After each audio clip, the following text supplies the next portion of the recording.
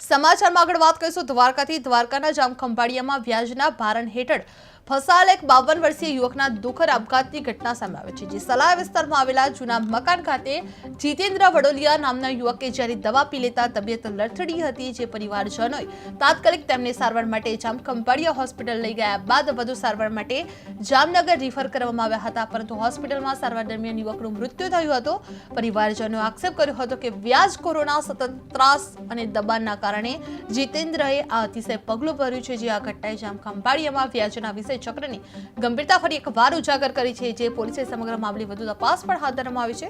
જામખંભાળિયામાં વ્યાજખોરોના કારણથી આપઘાતનો બનાવ સામે આવ્યો છે। જે વ્યાજખોરોના ત્રાસથી પરિવારનો આક્ષેપ સામે આવી રહ્યો છે, જ્યારે દવા પી યુવકે જીવન ટૂંકાવ્યું છે। જે સારવાર દરમિયાન જામનગરમાં મોત નીપજ્યું હતું। વ્યાજના ચક્રએ સમગ્ર મામલે પોલીસે વધુ તપાસ પણ હાથ ધરવામાં આવી છે। જે વ્યાજખોરોના સતત ત્રાસ અને દબાણના કારણે જીતેન્દ્રએ અતિશય પગલું ભર્યું હતું। જે આ ઘટનાએ જામખંભાળિયામાં વ્યાજના 20 ચક્રની ગંભીરતા ફરી એકવાર ઉજાગર કરી હતી। જે પોલીસે સમગ્ર મામલે પણ વધુ તપાસ હાથ ધરવામાં આવી હતી।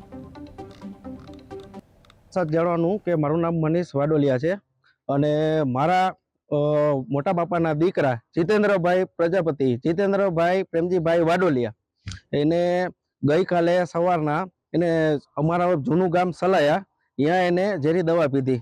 ઝેરી દવા પીતા એને ખસેડા હોસ્પિટલ ખંભાળિયાથી એને લઈ ગયા જામનગર ઇમરજન્સીમાં, અને ડોઝ એનો હેવી હતો, એના માટે એને હેવી ટ્રીટમેન્ટ જીજી હોસ્પિટલમાં લીધી અને પોલીસની તપાસ થઈ। ડૉક્ટરે એવું કીધું કે આ પોલીસ કેસ છે, એટલે પોલીસ કેસ આવ્યો। પોલીસ કેસે એને નિવેદન લીધું કે શું થયું, તો કે મારા ઉપર વ્યાજખોરનું હેવી દબાણ હતું અને હું જાજી એવી રકમ વ્યાજ ભરતો, એટલે મારાથી આ વસ્તુનો ત્રાસ સહન થતો નહોતો, એટલે મેં આ પગલું લીધું।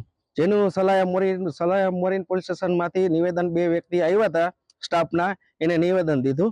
હવે મારી એવી ઈચ્છા છે કે બસ આનો ન્યાય મળે, ફરીવાર કોઈ સમાજ ઉપર આવી અત્યાચાર ના થાય।